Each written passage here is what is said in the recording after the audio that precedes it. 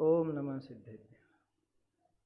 एष सुरासुरमणुसिन्धवन्दितं धोदघायिकं ममलं प्रणमामि वर्धमानं धम्मं तित्थं धम्मस्य कर्तारम्। प्रवचन सार जी में ये सुख अधिकार अपन ने प्रारंभ किया है। 52वीं गाथा के बाद ये प्रकरण अपना आता है। नाम सुख अधिकार जरूर है, लेकिन इसमें हमने जिसको सुख समझ रखा है उस सुख को दुख सिद्ध करने में आचार्य देव ने ज़्यादा श्रम किया। क्यों? क्योंकि वो गलत मान्यता एक बार निकल गई तो जो कुछ बचेगा वो तो अपना है ही सही। सुख स्वभाव तो प्रकट ही है, वो अपने साथ पड़ा हुआ ही है अनादिकाल से। उसे देखने के लिए क्या करना है कि आज तक जिसको सुख माने बैठे हैं, जिसे आज तक हम सुख समझते रहे और जिसमें से सुख मानते रहे, उसमें से सुख की मान्यता छोड़ दो। अब सामने बचेगा क्या? ये सामने जो बचेगा वो असली सुख सामने आ जाएगा, है ना। तो आचार्य देव इसलिए उस पर ज़्यादा जोर देते हैं।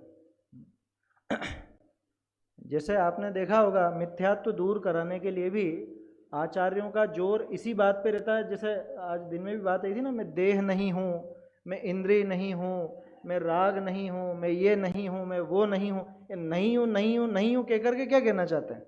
इन सबको हटा दिया तो उसके बाद क्या बचेगा? जो बचेगा वो मैं हूँ। क्योंकि इन सबसे दृष्टि हटी तो जो वास्तविक पदार्थ अपना है उस पर दृष्टि आ जाएगी, है ना। तो इसलिए आचार्य देव ऐसी पद्धति अपनाते हैं। सुख अधिकार नाम जरूर है, लेकिन हमने जिनमें सुख मान रखा है उनको दुख यहाँ पर कहा जा रहा है, उनमें दुख की सिद्धि यहाँ पर की जाएगी। अपन ने सुबह 53वीं गाथा देखी थी ना, उसकी टीका भी अपन ने पढ़ी तो थी, लेकिन थोड़ी सी चर्चा उस पर शेष थी। इसमें आचार्य ने अपने को दो तरह का ज्ञान और दो तरह के सुख की बात बताई।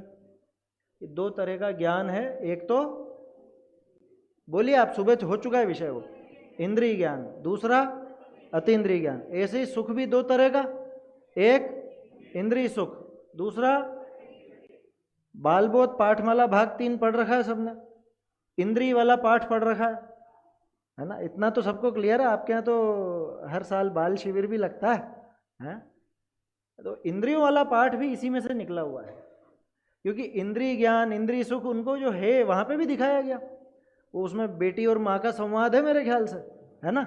वो बेटी कहती है माँ से कि जितना जाना उतना ही भला है, जानने में ही तो निमित्त बन रही है। तो उसकी माँ क्या जवाब देती है? यार विषयों में अटकाने में भी तो निमित्त बनती है। तो न तो इंद्रिय ज्ञान हमारे काम का है, न इंद्रिय सुख हमारे काम का है। ये उस बालबोध पाठमाला भाग 3 के पाठ में आ गई बात। आया समझ में? वो बात यहीं से निकली है, यहां से ही निकल करके आई है वो बात। आप इसको गौर से देखेंगे तो टीका में अपन ने 3-4 विशेषण देखे थे, है ना। उस पर थोड़ी जल्दी में अपन ने चर्चा की थी। आप क्रमशः उसको पढ़िए। टीका दिखा है ना, क्या कहा? इंद्रियों के द्वारा उत्पन्न हुआ, देखो फिर से पढ़ देता हूं उसको। वहां पहला ज्ञान तथा सुख, पहला ज्ञान तथा सुख का मतलब कि जिसको हमने समझ रखा है ज्ञान, और हमने जिसको सुख समझ रखा है, ऐसी क्षयोपशमिक उपयोग शक्तियों से। शब्द कठिन पढ़े तो रोक लीजिएगा, बोल दीजिएगा भले, है ना। क्षयोपशमिक उपयोग शक्तियां कौन सी हैं? कि जो उपयोग क्षयोपशम रूप प्रवर्त रहा है, यानी हमारा क्षयोपशम ज्ञान, सरल है, मति ज्ञान श्रुत ज्ञान, ये क्षयोपशमिक ज्ञान है ना। तो ये उपयोग शक्तियों से उस प्रकार की इंद्रियों के द्वारा उत्पन्न होता हुआ, उस प्रकार की इंद्रियां माने अब जैसा ज्ञान हो रहा है, जैसे ठंडे गर्म का ज्ञान हो रहा है तो स्पर्शन से हो रहा है ना। स्वाद का ज्ञान हो रहा है तो रसना से हो रहा है। ऐसा उस प्रकार की इंद्रियों के द्वारा उत्पन्न होता हुआ सबसे पहली विशेषता क्या थी? पराधीनता।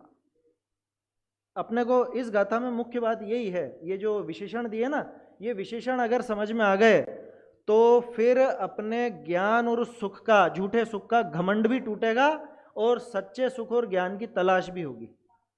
सबसे पहली विशेषण तो क्या कहें, सबसे पहला दुर्गुण हमारे ज्ञान में और हमारे सुख में क्या है, दोनों पे लगा ना। पहला पहला दुर्गुण है पराधीन होने से, पराधीनता है। क्यों है पराधीनता? क्योंकि इंद्रियां भी पर और इंद्रियों के विषय भी पर। न तो इंद्रियां स्व हैं न इंद्रियों के विषय स्व हैं, पूरी तरह से पर हैं। ये अगली गाथा में आएगा क्या, कि इसका उपलम्भक और इसका उपलब्ध दोनों के दोनों मूर्त हैं। उन्होंने मूर्त पे लिया, अपन मूर्त की वजह से पर भी लेवे, क्योंकि हम मूर्त नहीं है। आत्मा मूर्तिक है या अमूर्तिक? आत्मा मूर्तिक है।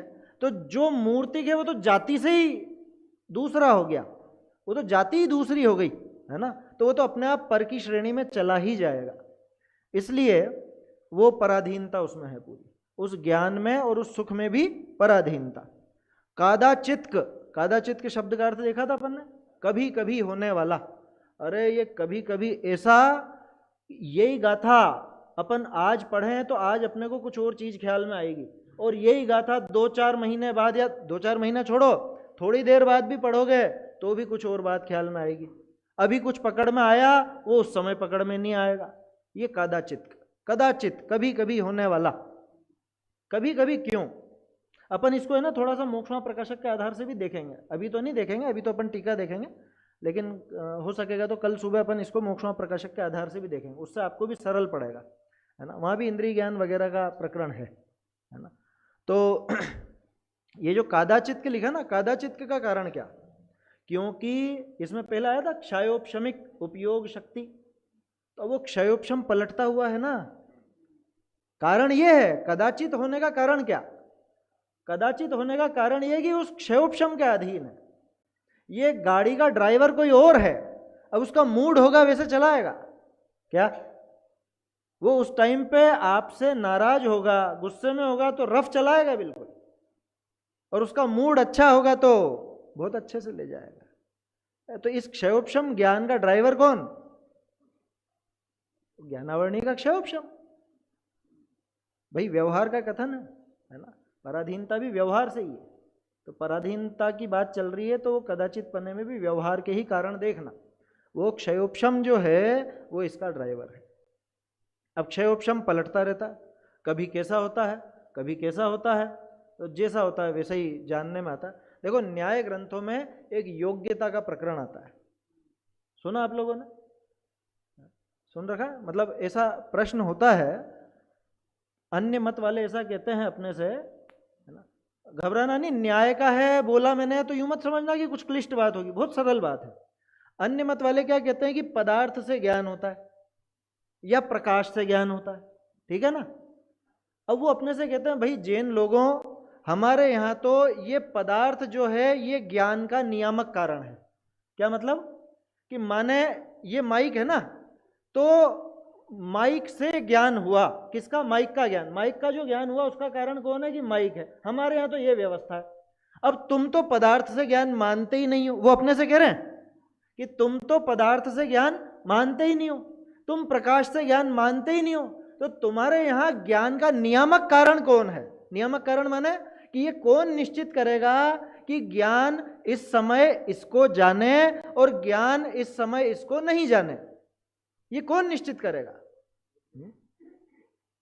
तो उसका जवाब आचार्य देव ने दिया, योग्यता। और योग्यता की परिभाषा क्या दी? स्वावरण क्षयोपशम लक्षण योग्यतया ही प्रतिनियतम अर्थम व्यवस्थापयति, ऐसा सूत्र है। न्याय दीपिका में पढ़ने को मिलेगा, शायद परीक्षा मुख का सूत्र है जो न्याय दीपिका में कोट किया। क्या? स्वावरण क्षयोपशम लक्षण योग्यता। योग्यता की परिभाषा क्या? स्वावरण क्षयोपशम, बिल्कुल सरल, स्वावरण क्षयोपशम। अब ये स्व कौन? आत्मा?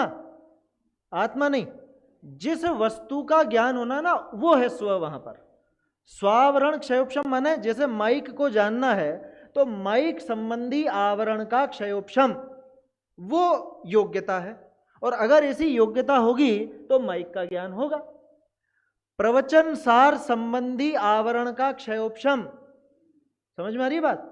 चश्मावरण क्षयोपशम, टेबल आवरण क्षयोपशम, उस संबंधी ज्ञान के आवरण का क्षयोपशम। कुर्सी आवरण क्षयोपशम, समझ में आई बात?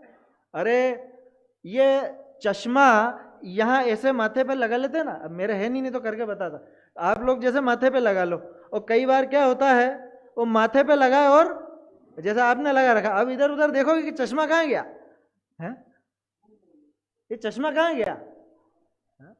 कि चश्मा वहीं का वहीं है, लेकिन ये ज्ञान क्यों नहीं जान रहा है? चश्मा संबंधी आवरण का क्षयोपशम नहीं है, तो अब वो कभी है और कभी नहीं है, ये कदाचितपना। समझ में आया? अभी क्लिष्ट नहीं है, अपन बस थोड़ा वो शब्दों से घबरा जाते हैं, और कुछ दम नहीं है उसमें। कादाचित है, हमारा ज्ञान कादाचित है, कभी कभी होने वाला है। कब कब होने वाला है? जब जब क्षयोपशम होने वाला है। किस किस का होने वाला है? जिस जिसका क्षयोपशम होने वाला है। कहने का अर्थ जिस जिसकी योग्यता है, जानने की योग्यता जिस संबंधी होगी उसी का ज्ञान होगा। जानने की योग्यता जब होगी तभी होगा, उसके बिना नहीं होगा। कितनी पराधीनता है हमारे ज्ञान की, ये सोच के दुख होना चाहिए। क्या जब तक इस पराधीन ज्ञान का दुख भाषित नहीं होगा ना, तब तक उस केवल ज्ञान के लिए प्रयास ही नहीं करेगा ये। अच्छा, और केवल ज्ञान से हमको कोई लेना देना नहीं है ना, हमको तो सुख से लेना देना है, और वो सुख और ज्ञान का जोड़ा ही अपन ने सुबह देखी थी बात। तो हमको वो अनंत सुख चाहिए, तो हमें तो उसका प्रयास करना है, वो केवल ज्ञान के साथ ही आता है। तो इसलिए सबसे पहले अपना जो ज्ञान है ना, जितना कुछ भी है, एक तो उसका घमंड छोड़ देना, बिल्कुल घमंड मत करना। कादाचित के कादाचित के, आज जो जान रहे हो ये चुटकी बजाते गायब, बिल्कुल गायब। आपने देखा होगा, आपके रिलेशन में भी होंगे कोई कोई ऐसे, हमारे भी रहे। मेरी दादी थी, वो आखिर में पलंग पर रही, उनको क्या बोलते हैं वो, मतलब ऐसा ध्यान नहीं रहता था, भूल जाते थे, पुरानी पुरानी बातें याद है, नए लोगों को भूल गए। क्या हुआ ये? उनको सारी पूजाएं याद थी, मुँह जवानी और बहुत सारी अच्छी रुचि थी, मतलब स्वाध्याय भी करती थी, मंद कषाई थी, और सब था, सब याद था, पहले सब चीज़ें भूल गए। आया समझ? इसलिए इस क्षयोपशम ज्ञान का घमंड मत करना, ये कभी भी धोखा दे जाएगा, कभी भी। अरे हमारे साथ कई बार होता है ऐसा, गाथा बोलते बोलते जीवान पे दूसरा शब्द आ जाता है, भूल गए, वो शब्द ही नहीं आ रहा है, जीवान पे ही नहीं आ रहा है। क्या हुआ? ये अच्छे से याद थी, और जब काम निकल गया तब याद आ जाती है अचानक से। वो चश्मा कब याद आया है? वो माथे पे लगा हुआ चश्मा कब याद आ गया? आ गया अपने आप, यूं हाथ गया और याद आ गया, या नहीं भी गया तो याद आ गया है। तो एक कादाचित, ये अपना बहुत बड़ा दुर्गुण है।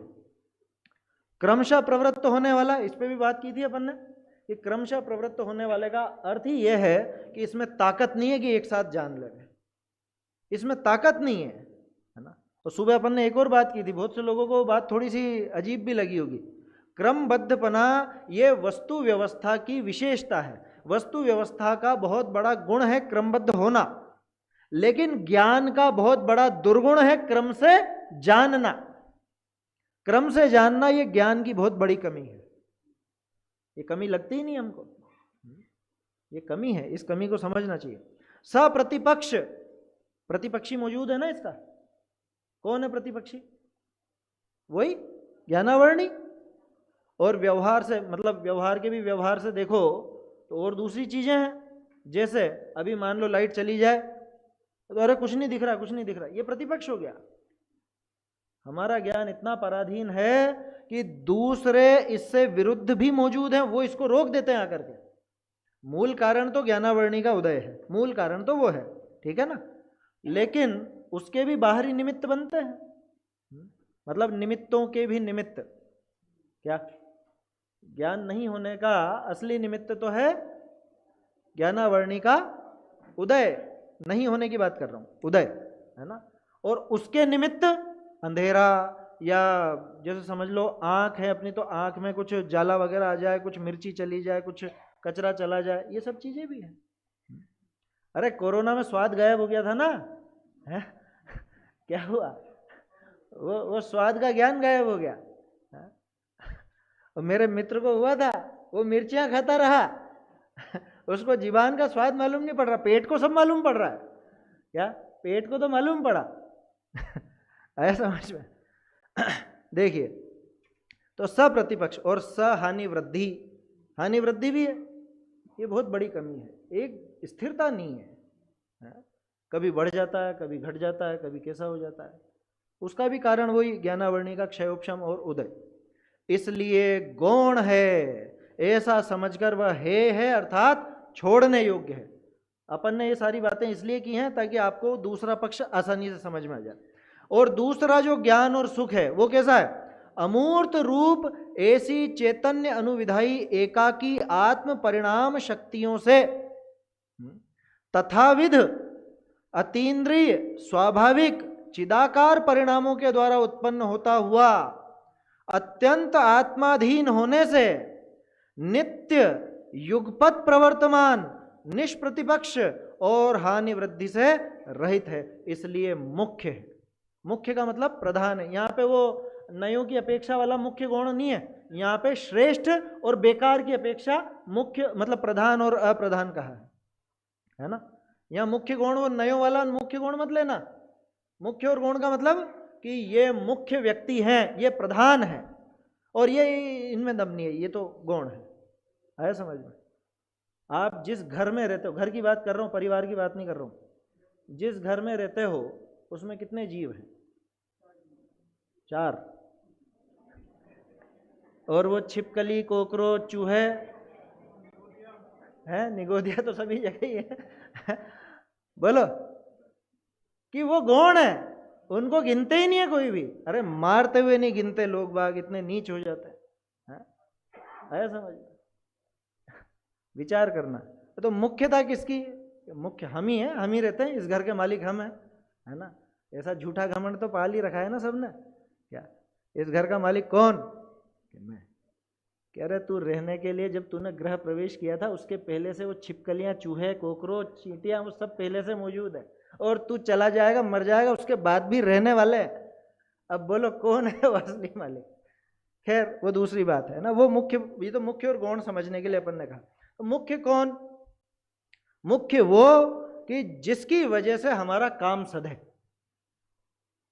उसी को प्रधान करना। आचार्य देव ने परम शब्द लिया था ना, है जम तेसु परम च तमणेयम, कि उनमें जो परम हो, श्रेष्ठ हो। सुपर शब्द की बात की थी अपन ने कि जो श्रेष्ठ हो यानी कि मुख्य हो। ठीक है, देखो क्या क्या विशेषण दिए। दूसरा ज्ञान तथा सुख अमूर्त रूप, पहले वाले को लिया था मूर्त रूप। हमारे इस क्षयोपशमिक ज्ञान को, क्षयोपशमिक सुख को, सुख तो क्या क्षयोपशमिक है, ज्ञान क्षयोपशमिक और उसके साथ चलने वाला वो सुख, ये दोनों के दोनों मूर्त और इंद्रियजन्य। ठीक है, और बाकी जो दूसरा है, अब दूसरा कौन?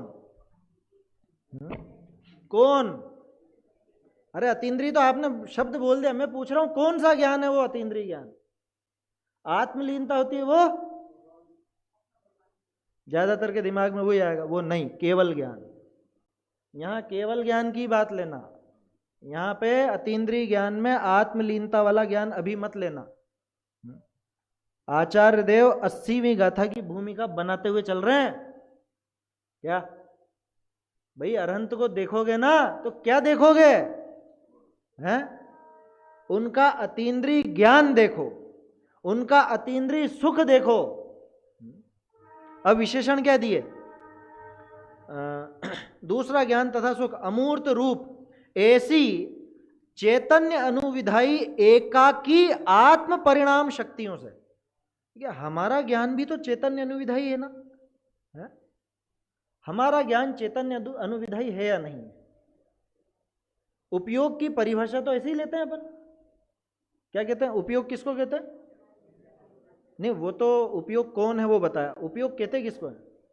चैतन्य के अनुविधायी परिणाम को उपयोग कहते हैं। लेकिन वास्तव में सोचो कि हमारा जो ज्ञान है वो तो स्वभाव दिखाया आचार्य देव ने कि चैतन्य का अनुविधायी, लेकिन यहां जो कह रहे हैं कि हमारा जो ज्ञान है वो क्या वास्तव में चैतन्य का अनुविधायी है? हमारा जो ज्ञान है वास्तव में चैतन्य का अनुविधायी है क्या? स्वरूप से तो है, पर इसका जो ये काम चल रहा है, ये काम पूरा इंद्रियों के अधीन, पूरा बाहरी विषय भोगों के अधीन।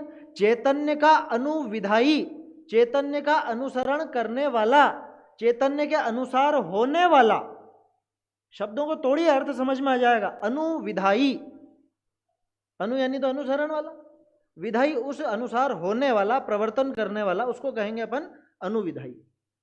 तो होने को तो चूंकि ज्ञान आत्मा का ही है, तो परिभाषा के रूप में तो आप लगा दोगे कि हमारा ज्ञान भी चैतन्य का अनुविधायी। लेकिन आचार्य देव जो यहाँ कहना चाह रहे हैं कि हमारा जो क्षयोपशमिक ज्ञान है वो इतना नीचा हो गया कि वो इंद्रियों के बिना बात ही नहीं करता है, वो अन्य पदार्थों के अलावा और कुछ बात ही नहीं करता है, उसको जानने को यही सब चाहिए। अभी मतलब इतना इतना पंगु हो गया ज्ञान हमारा। आपसे सिर्फ ये कहा जाए 5 मिनट अकेले में बैठना और कुछ भी नहीं करना है। आजकल बहुत से यूं कहते हैं ना, हम तो अकेले रह सकते हैं, खूब रह सकते हैं, ये मोबाइल लेकर के बैठ जाए। अरे मोबाइल छोड़ करके बैठो, कि हाँ पुस्तक लेकर के, पुस्तक भी छोड़ दो, सारी चीजें छोड़ दो। सामायिक के लिए जो बताया जाता है ना, एकांत स्थान और वो सारा शांति, बिल्कुल ऐसे चुपचाप शांत बैठ करके आपको कुछ भी नहीं करना है, मन का प्रयोग भी नहीं करना है, 5 सेकंड भी नहीं होता है। बोलो तो कहां चैतन्य का अनुविधायी हुआ? चैतन्य का अनुविधायी कहां हुआ?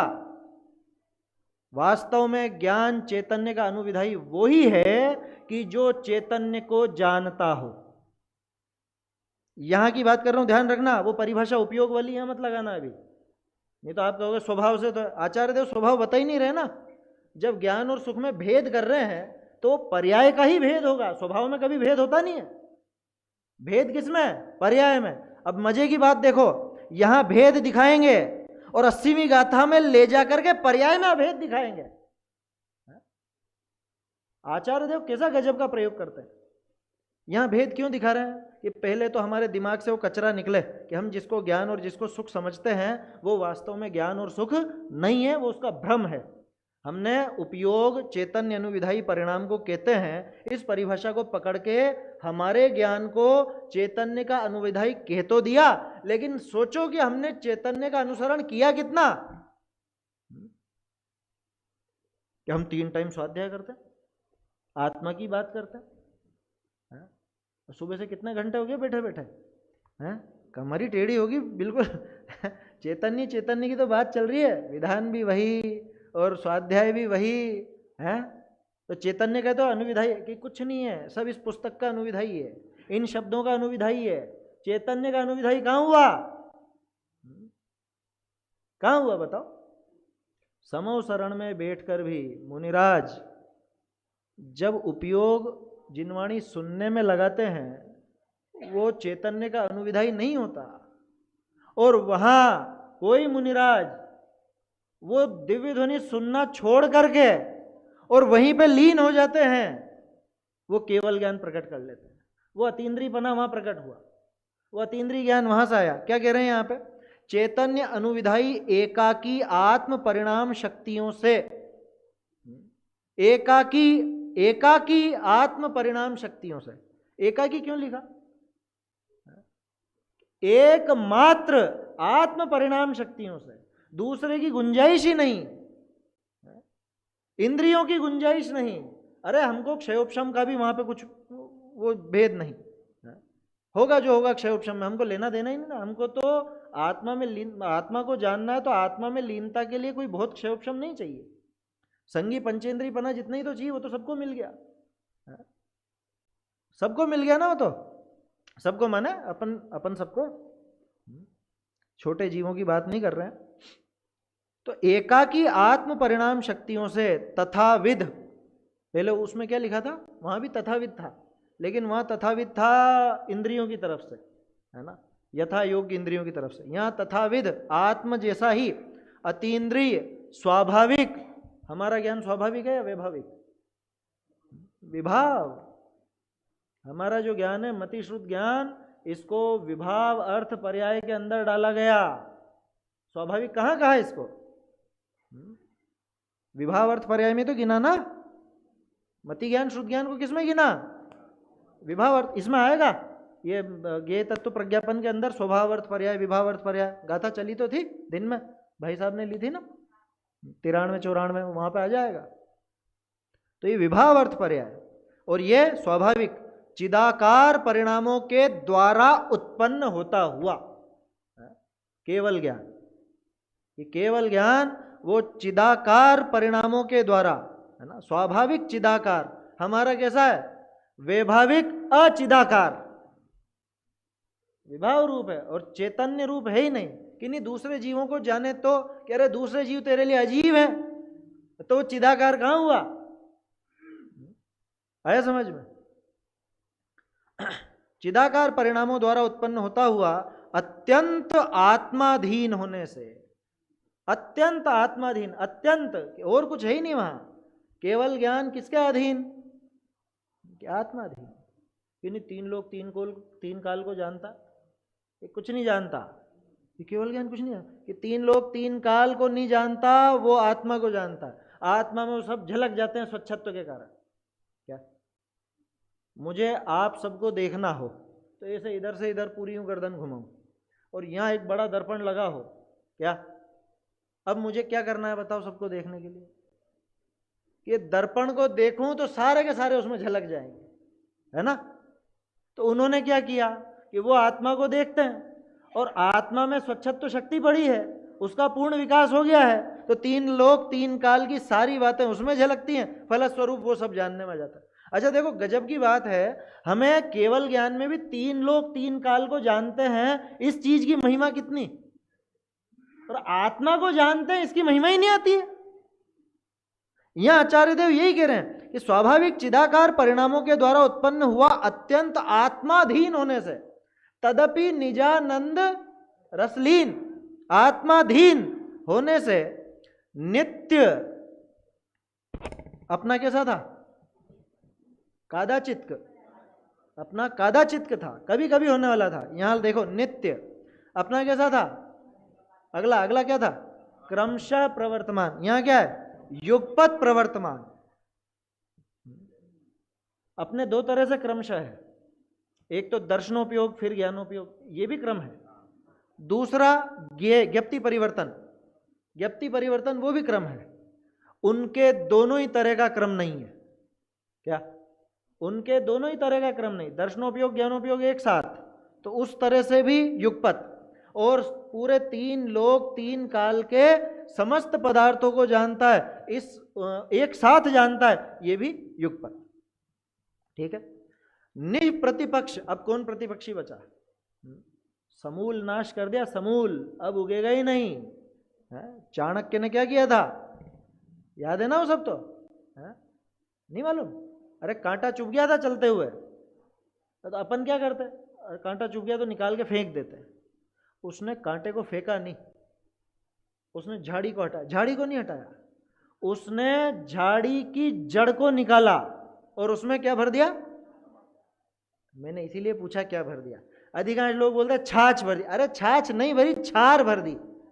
छार माने एसिड, छाछ से क्या होगा, बहुत से लोग छाछ भर दी बोलते हैं, जबकि छाछ से तो और पोषण मिलता है, क्षार है वो, क्षार, क्षार यानी एसिड, कि अब उगेगा ही नहीं। इसको बोलते हैं निप्रतिपक्ष, प्रतिपक्ष का अत्यंत अभाव। एक ज्ञानावर्णी को ऐसा नेस्तनाबूद कर दिया कि अब वापस आ नहीं सकता। और वो ज्ञानावर्णी का पिता कौन, मोहनी, सारे कर्मों का बाप एक ही है, मोहनी। क्या टोडरमल जी ने देखा अपना तीसरे अधिकार में सारे कर्मों से दुख बताया, लेकिन उनमें हर एक में मोह को डाला, हर एक में मोह को डाला। ज्ञानावर्णी का दुख दिखाया तो भी मोह के सहयोग से, मोह के कारण कैसी कैसी वृत्ति होती है, सारी चीजें वहां पर, मतलब हर चीज में मोह, तो वो प्रतिपक्ष बाकी ही नहीं रहा। जब कोई प्रतिपक्ष बाकी नहीं रहा तो अब उसमें कलंक कौन लगाए, उसको नीचा कौन करे, अब उसमें कोई फेरफार हो नहीं सकता। रही है अनंतानंत काल यथा तथा शिव परिणय, हो गया ये काम। ऐसा निप्रतिपक्ष है तो हानि वृद्धि भी नहीं होगी, हानि वृद्धि से भी रहित है, इसलिए मुख्य है, इसलिए प्रधान है, इसलिए सुपर है। ऐसा समझकर वह ज्ञान और सुख उपादेय अर्थात ग्रहण करने योग्य। ठीक है, ये तो अपने 53वीं गाथा में आचार्य देव ने अधिकार, मतलब एक अधिकार की सूचक ये गाथा कही। अब इसके बाद अमूर्त ज्ञान की मुख्यता से 54वीं गाथा आती है। अब अतीन्द्रिय सुख का साधन भूत अतीन्द्रिय ज्ञान उपादेय है, इस प्रकार उसकी प्रशंसा करते हैं। प्रशंसा कर रहे हैं ना, सौंदर्य शास्त्र प्रशंसा है ना। तो अतीन्द्रिय सुख का साधनभूत कारणभूत, क्योंकि सुख दिखा दिया, ज्ञान भी दिखा दिया। अब ये सुख और ज्ञान में संबंध क्या है? ज्ञान सुख का साधन है या सुख ज्ञान का साधन है, या दोनों एक दूसरे के साधन है? ज्ञान ही सुख का साधन है, आया समझ में? ज्ञान ही सुख का साधन है, ये पक्की बात है। हालांकि साथ साथ चलते हैं दोनों, लेकिन जैसे प्रकाश का होना और वो अंधकार का जाना, खैर वो तो अलग हो गया। प्रकाश और प्रताप ये दो चीजें अपन लेते हैं, तो वैसे ही है ये ज्ञान है, वो ज्ञान सुख का कारण है, उसकी प्रशंसा करते हैं। गाथा बोलेंगे, जम्पेच्छदो अमुत्तम मुत्तेषु अदिन्द्रियं च पच्छन्नम् सयलं सगं च इदरम् तम्णाणं हवदिपच्चखम्। देखिए यहाँ पे प्रत्यक्ष ज्ञान की परिभाषा भी दी है ना। मतलब पहले तो अमूर्तिक कह रहे थे, अब प्रत्यक्ष कह रहे हैं, तो सारे विशेषण एक के ही चल रहे हैं। वही केवल ज्ञान अतीन्द्रिय ज्ञान है, वही केवल ज्ञान प्रत्यक्ष है। अब वो प्रत्यक्ष है तो अपना अपना आप ही परोक्ष हो गया है ना, क्योंकि हमारा तो केवल ज्ञान से दूसरा वाला है, हमारा वो केवल ज्ञान तो है नहीं, हमारा तो हल्का है ना, नीची जाति का है, वो ऊंची जाति का है। जम पेच्छदो अमुत्तम, जो पेच्छदो यानी देखता है, किसको देखता है? अमुत्तम यानी कि अमूर्त पदार्थों को देखता है। हमारा ज्ञान देखता है क्या? हमारा ज्ञान अमूर्त पदार्थों को देखता है क्या? नहीं देख सकता। हमारे ज्ञान में इतनी पराधीनता कि इंद्रियों से आगे की चीज ये जानता ही नहीं। इंद्रियों की जो लिमिट है उतनी इसकी लिमिट है, इससे आगे की चीज ये जानता नहीं। अच्छा देखो, एक और चीज है यहाँ पे, इन्होंने पेच्छदो कहा आचार्य देव ने, जानदी नहीं कहा। क्या? क्यों नहीं कहा? क्योंकि अभी जो मैंने आपसे बात कही ना कि हमारा ज्ञान अमूर्त को जानता है या नहीं, तो मैं अपेक्षा कर रहा था कोई तो ये बोलेगा कि जानता है, कभी कभी जो आत्मा को जानता है वो तो जान लेता है। कोई जीव जो आत्मलीन होता है, चाहे वो चौथे गुण स्थान वाला अथवा मुनिराज की बात करें अपन, मुनिराज आत्मा को जानते तो अमूर्त को नहीं जानते हैं क्या? तो आचार्य देव ने इसलिए पेच्छदो शब्द डाला। क्या? वो भले जानते हों, मतलब वो अनुभव करते हैं, उसको अपन जानना कहते हैं, लेकिन वो प्रदेश प्रत्यक्ष नहीं है। ना ही अनंत गुणों को ऐसे जानते। स्वाद जानते हैं, स्वाद जानते, लेकिन अलग अलग नहीं जानते। अनंत है, अनंत का स्वाद आ रहा है, ये सब ठीक है, लेकिन अनंत कौन कौन से ये ज्ञान नहीं है ना। षडगुणी हानि वृद्धि खुद में हो रही है, उसको नहीं जानते। तो इसलिए इन्होंने कहा पेच्छदो। वो देखते हैं, अमूर्त को देखते हैं, कि जिसको कोई देख नहीं सकता। अनुभव भले करना वो अलग बात, लेकिन जिसको कोई देख नहीं सकता उसको भी वो देखते हैं। जम पेच्छदो किसको? अमुत्तम अमूर्त को। और मुत्तेषु अदिन्द्रियम च, और मूर्त पदार्थों में जो अतीन्द्रिय है वो भी। ये थोड़ी सी विचित्र बात है। जो मूर्त है वो अतीन्द्रिय कैसे? तत्वार्थ सूत्र में आपने चाक्षुष स्कंद पढ़ा होगा। चाक्षुष स्कंद आता है ना भाई। पुद्गल है, पुद्गल परमाणु और स्कंद रूप होता है। परमाणु को तो हमारी इंद्रियां पकड़ ही नहीं सकती, स्कंद को पकड़ पाती हैं, लेकिन कौन से स्कंद को पकड़ पाती हैं? चाक्षुष को पकड़ पाती हैं, ठीक है ना। और जो दूसरा है वो क्या है? जो चाक्षुष नहीं है वो क्या है? वो अमूर्तिक है। ध्यान रखना यहां पे, अमूर्तिक नहीं सॉरी अतीन्द्रिय, यहां पे अतीन्द्रिय का, अमूर्तिक नहीं है। तो मूर्तिक, लेकिन वो अतीन्द्रिय है। उस पदार्थ को, उस अचाक्षुष स्कंद को भी अतीन्द्रिय कहा गया। क्यों? क्योंकि इंद्रियों से पार है, इंद्रियों से वो चीज पकड़ में नहीं आएगी, इसलिए उसको अतीन्द्रिय नाम दिया गया। हमारा ज्ञान इतना कमजोर कि इंद्रिय गम्य ही जानता है। अरे मूर्तिक को जानता है इतना नहीं, मूर्तिक में भी इंद्रिय गम्य को ही जानता है, अतीन्द्रिय को नहीं जानता। परमाणु मूर्तिक है, अचाक्षुष जो स्कंद है, छोटे स्कंद, वो भी मूर्तिक है, लेकिन वो अतीन्द्रिय है, हमारा ज्ञान उसको नहीं पकड़ पाता। और यहां किस ज्ञान की बात चल रही है कि जो अमूर्तिक को तो जानता ही है, लेकिन साथ ही साथ मूर्त पदार्थों में अतीन्द्रिय मूर्तिकों को भी जानता है, और पच्छन्नम, प्रच्छन्न को भी जानता है। अब ये प्रच्छन्न क्या बला है? प्रच्छन्न माने छिपा हुआ, है ना, है ना, कठिन नहीं है, सिर्फ शब्दों को आप जान लो तो बहुत आसान हो जाता है। प्रच्छन्न माने छिपा हुआ। अब अपन पूरी टीका नहीं पढ़ेंगे, लेकिन टीका में जो बात आई है वो मैं आपको बता देता हूं। प्रच्छन्न कितने प्रकार से हो सकता है? द्रव्य से प्रच्छन्न, क्षेत्र से प्रच्छन्न, काल से प्रच्छन्न, भाव से प्रच्छन्न। द्रव्य से प्रच्छन्न कौन? परमाणु। भाई ऐसा सूक्ष्म द्रव्य, प्रच्छन्न माने छिपा हुआ, ढका हुआ, सामने प्रकट नहीं हो, उसको प्रच्छन्न कहते हैं। ठीक है ना? आपने आप्तमीमांसा का नाम तो सबने सुन रखा होगा, और सर्वज्ञ सिद्धि के बारे में भी सुन तो रखा होगा। सूक्ष्म, अंतरित, दूर, ये सब क्या है? ये सब प्रच्छन्न है। वहां जो सूक्ष्म की बात ली ना, परमाणु आदि की बात ली, वही बात यहां पर है। प्रच्छन्न द्रव्य, द्रव्य से प्रच्छन्न कौन है? कि द्रव्य से प्रच्छन्न है वो परमाणु, अथवा धर्म, अधर्म, आकाश, काल, इनको भी कह सकते हो, क्योंकि अमूर्तिक है ना, ये तो अमूर्तिक ही इसलिए प्रच्छन्न है। और ये परमाणु आदि कि ये मूर्तिक होने पर भी द्रव्य से प्रच्छन्न है। क्षेत्र से प्रच्छन्न, अलोकाकाश, अलोकाकाश के प्रदेश, ये क्षेत्र से प्रच्छन्न है। काल से प्रच्छन्न, जो आज इनकी पर्याय नहीं है, जो भूतकाल में हो चुकी हैं या भविष्य में होएंगी, वो सब काल से प्रच्छन्न। सरल है। भाव से प्रच्छन्न में क्या? क्योंकि भाव तो पर्याय का ही नाम है। अब वो पर्याय में क्या प्रच्छन्नता, और वर्तमान पर्याय में प्रच्छन्नता किस चीज की? षड्गुणी हानि वृद्धि। जयसेनाचार्य ने स्पष्ट लिख दिया नाम, षड्गुणी हानि वृद्धि जो होती है वो भी प्रच्छन्नपन ही तो है। अरे हमारी ही पर्याय में वो षड्गुणी हानि वृद्धि चल रही है और हमको पता नहीं चलता। ये भाव की प्रच्छन्नता। तो अब वो केवल ज्ञान, अतीन्द्रिय ज्ञान कैसा? कि जो प्रच्छन्न पदार्थों को भी जानता है। कितने प्रच्छन्न को जानता है?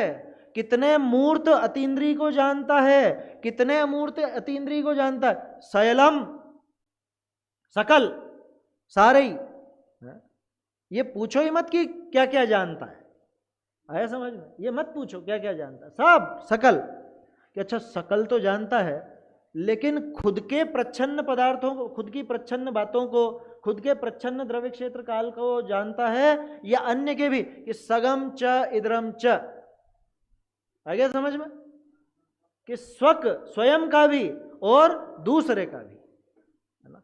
चाहे वो खुद के संबंध में अमूर्त का वर्णन हो, खुद के संबंध में द्रव्य क्षेत्र काल भाव से प्रच्छन्न बात हो या अप्रच्छन्न बात हो, चाहे दूसरे के संबंध में। और दूसरे में कौन? कि दूसरे में पूरी दुनिया, पूरी दुनिया। आया समझ में?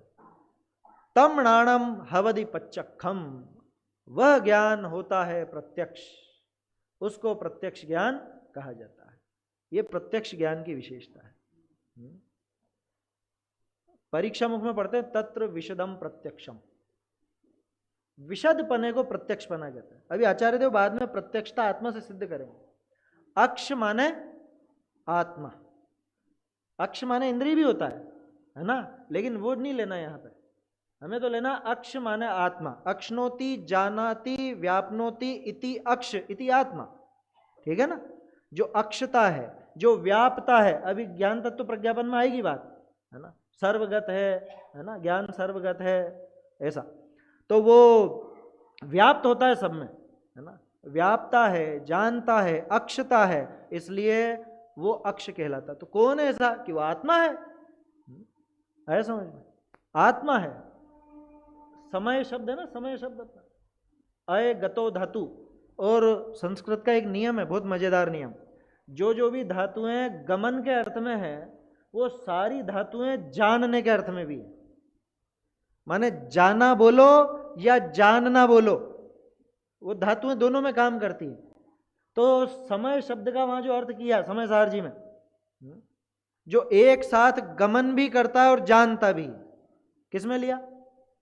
तीसरी गाथा। समय शब्द का अर्थ लिया ना वहां पर, दूसरी में तीसरी में तो अलग है, वहां परिणमन का है, क्योंकि तीसरी गाथा में प्रत्येक द्रव्य के ऊपर लिया, दूसरी गाथा में जीव के ऊपर लिया। तो एक साथ जो जाता भी है और जानता भी है, जाता का मतलब तो गमन करता, परिणमन करता है। तो दिन में बात चली थी ना, वो अन्वय, क्या उसमें क्या शब्द आया था अपना, आयत सामान्य और विस्तार सामान्य। तो वो अन्वय, अब उसमें जा रहा है, वो लगातार जा रहा है, माने परिणमन कर रहा है, वो परिणमन में फैला हुआ है, ऐसा, ठीक है। और यहां पे भी वैसे ही बात लेना, तो अक्षता है, जानता है, व्याप्त होता है, तो वो कौन है? कि वो आत्मा है। आत्मा ही पूरे विश्व में एक ऐसा पदार्थ है जो गमन करना यानी परिणमन करना और जानना, ये दोनों ताकत रखता है। इसलिए अक्ष माने आत्मा, तो प्रत्यक्ष माने जो आत्मा के प्रति हो, आत्मा से हो, है ना, जो आत्मा से हो। तो सीधा जो इंद्रिय गम्य नहीं होकर के अतीन्द्रिय है, ऐसा वो प्रत्यक्ष ज्ञान, वो केवल ज्ञान, ठीक है, वो केवल ज्ञान प्रत्यक्ष, ठीक है, ऐसा है ना। टीका में जो बात है वो लगभग अपन ने बात कर ली है। तो इस तरह से ये अपनी 54वीं गाथा अपन ने देखी, इसके आगे का विषय, और टीका में कुछ और बात होगी तो वो अपन फिर कल देखेंगे। मोक्षमा प्रकाशक के आधार से भी अपन देखने का प्रयास करेंगे, इससे मिला करके, है ना। आगे 4 गाथाओं का प्रकरण आएगा। अब इंद्रिय ज्ञान और उसकी बात आएगी, इंद्रिय ज्ञान की हीन दशा आएगी, है ना, 4 गाथाओं में। तो उसकी चर्चा फिर अपन कल देखेंगे, अभी समय हो गया है।